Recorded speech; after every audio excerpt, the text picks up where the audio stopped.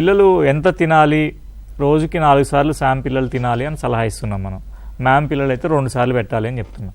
ఎంత తినాలి అనేది మనం ఇప్పుడు ఒక సైంటిఫిక్గా ఒక వీల్ కూడా తయారు చేసుకున్నాం. ఈ వీల్ కూడా రాబోయే కాలంలో మనం సెంటర్స్కి ఫ్లెక్సీ ద్వారానో లేదా చార్టో ఏదో ఒకటి మనం ఒక సదుపాయం కల్పిస్తాము.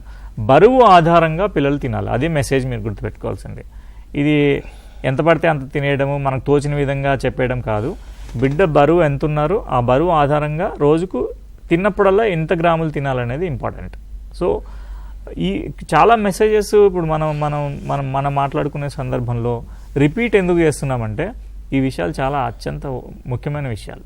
ఈ విషయాలు ఒకటి మనకు తెలవాలి, సర్వీస్ ఇచ్చేవాళ్ళము, మనతో పాటు మనం ఎవరికైతే సర్వీస్ అందిస్తున్నామో ఆ పిల్లల తల్లిదండ్రులకి, ఆ కుటుంబాలకు తెలవాలి.